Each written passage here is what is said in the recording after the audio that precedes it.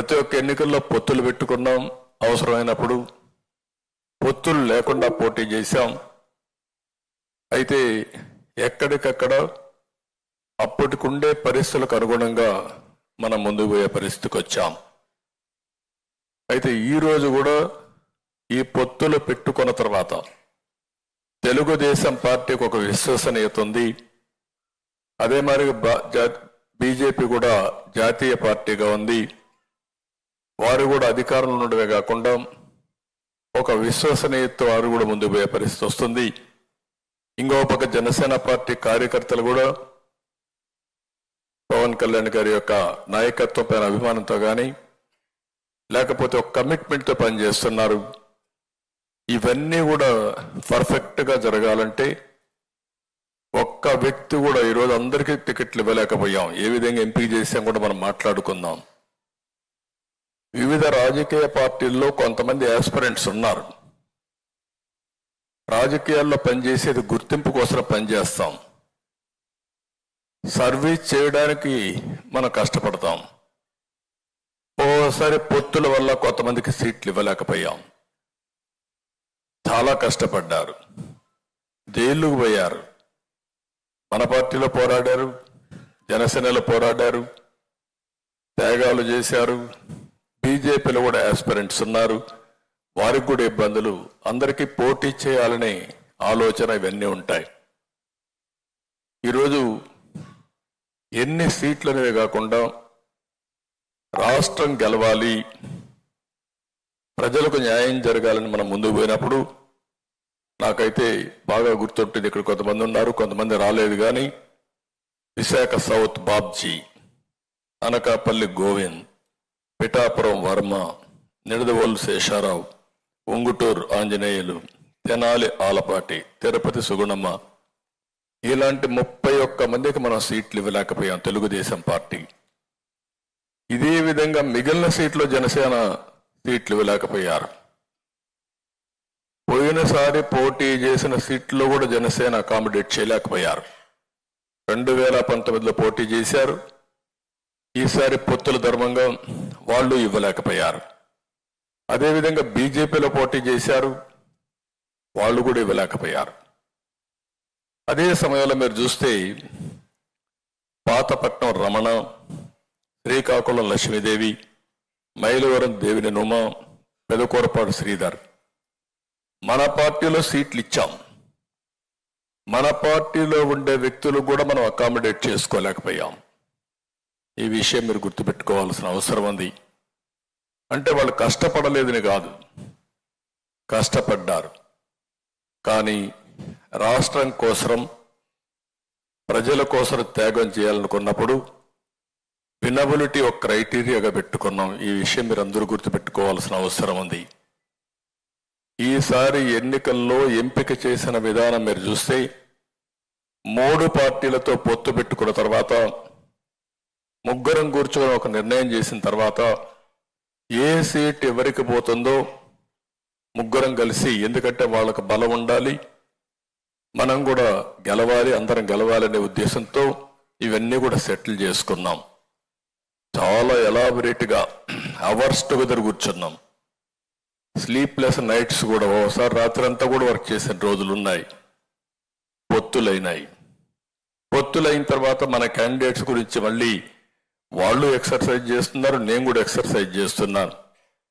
ఇంకా కొంత ఉంటాయి కూడా చేస్తున్నాం. పొత్తులైన తర్వాత నేను ఆలోచించిన విధానం మీరు చూసి, ఈసారి 3 పార్టీలు కూడా ఆలోచన ఒకటే, వినబిలిటీ. పెట్టిన అభ్యర్థి గెలవాలి. ప్రజలు ఓటేయాలనుకున్నా ఓటేయించుకునే శక్తి, సమర్థవంతంగా ధీటుగా పోరాడే వ్యక్తి మనం పెట్టుకోవాల్సిన అవసరం ఉంది. ఎప్పుడు కూడా రాజకీయాల్లో అభ్యర్థుల ఎంపిక చాలా కీలకం. ఒకవేళ కానీ అభ్యర్థుల ఎంపికలో తప్పు చేస్తే మనం కొన్ని సీట్లు పోగొట్టుకునే పరిస్థితికి వస్తాం. ఆ యాంగిల్లో ఆలోచించినప్పుడు నేను చాలా ఎక్సర్సైజ్ చేశాం. ఈరోజు ఎప్పుడైతే ఎన్డీఏతో మనం పొత్తు పెట్టుకున్నామో, భాగస్వాములు అయ్యామో, అప్పుడు మీరు చూస్తే లోకసత్తా లాంటి పార్టీ కూడా మనకు సహకరించే పరిస్థితికి వచ్చారు. ఒకప్పుడు రాజకీయాల్లో బాగా ఎఫెక్టివ్గా పోటీ చేసిన వ్యక్తులు ఈరోజు స్వచ్ఛందంగా ముందుకొచ్చి ఎన్డీఏ రావాలి, ఈ రాష్ట్రంలో న్యాయం జరగాలని ముందుకొచ్చే పరిస్థితికి వచ్చారు.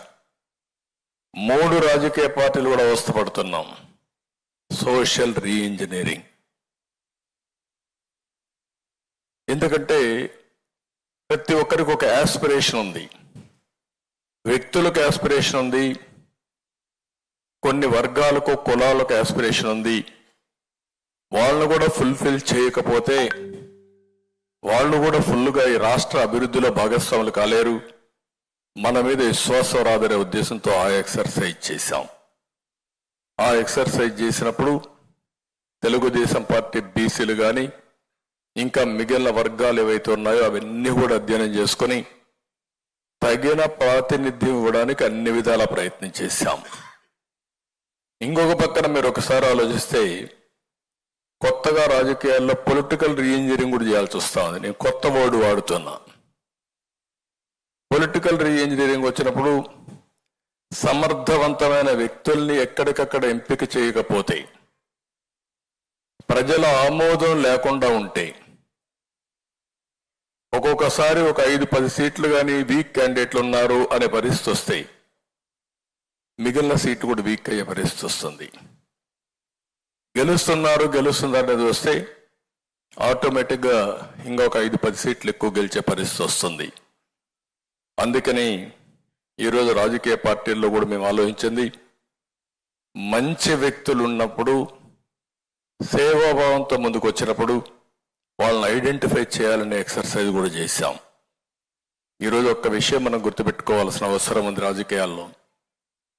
నేను 75 నుంచి చూశాను, 83, 85, 89 మేమైతే అన్ని విధాల ప్రయత్నం చేసి ఈ యొక్క సోషల్ రీఇంజనీరింగ్ కోసం ఎతికి ఎక్కడ సమర్థులు ఉన్నారో వాళ్ళని వెలికి తీసుకొచ్చి సీట్లు ఇచ్చి గెలిపించుకున్న సందర్భాలు. అక్కడి నుంచి ఈరోజు మీరు ఒకసారి చూస్తే విభిన్న వర్గాల్లో ఒక ప్రత్యేకమైనటువంటి ఆలోచన ధోరణి వచ్చింది. ఆ ఆలోచన ధోరణి రాజకీయాల ద్వారా ప్రజలకు సేవ చేయాలి అనే ఆలోచన. ఓసారి జీవితంలో డబ్బులు సంపాదిస్తారు, వాళ్ళు అనుకున్న ప్రొఫెషన్లో బ్రహ్మాండంగా రాణిస్తారు. కడాన సమాజానికి సేవ చేయాలి, సమాజంలో కూడా గుర్తింపు తెచ్చుకోవాలన్న ఆలోచన ప్రగాఢంగా వస్తూ ఉంది. అది ఒక సినిమా ఫీల్డ్ కావచ్చు, ఒక వ్యాపారం కావచ్చు, ఒక సేవ ఎన్జిఓ కావచ్చు, ఇలాంటి వాళ్ళు కూడా ఆలోచన వస్తూ ఉందంటే అన్నింటికంటే రాజకీయాల ద్వారా సమాజాన్ని ఎంపవర్ చేయొచ్చు, మనకు కూడా గుర్తింపు వస్తుంది. డబ్బుల సంపాదనే కాదు, సమాజానికి ఉపయోగపడాలన్న ఆలోచన రావడం, దీనికి సమర్థవంతమైన నాయకత్వం వచ్చే పరిస్థితి వస్తున్నారు. ఇంకా రాజకీయాలు కానీ మనం ప్రక్షాళన చేయగలిగితే సమర్థవంతమైన వ్యక్తులంతా కూడా రాజకీయాల్లోకి వచ్చి ఇంకా ఈ దేశానికి ఉపయోగపడే పరిస్థితి వస్తుంది. అందుకని ఎప్పుడైనా మనం గుర్తుపెట్టుకోవాలి, సమాజాన్ని మార్చే శక్తి పబ్లిక్ పాలసీస్కి ఉంటుంది. పబ్లిక్ పాలసీస్ ఇచ్చిన తర్వాత ఆ పబ్లిక్ పాలసీని అనుసరించి ప్రైవేట్ వ్యక్తులు కానీ, బిజినెస్ కానీ, వ్యాపారాలు కానీ చేసుకుంటూ ముందుకు పోతారు, వాళ్ళ క్యారియర్ని ఎంపిక చేసుకుంటారు. దీంతో జనరేషన్స్ బాగుపడే పరిస్థితి వస్తుంది. అందుకని మన దేశంలో మీరు చూస్తే ఈరోజు ప్రపంచం మొత్తం గుర్తింపు వచ్చే పరిస్థితి వచ్చింది. గడిచిన 25 సంవత్సరాల్లో తెలుగు వాళ్ళు ప్రపంచం అంతా కూడా రాణించే పరిస్థితికి వచ్చారు, బ్రహ్మాండంగా ముందుకు పోయే పరిస్థితికి వచ్చారు.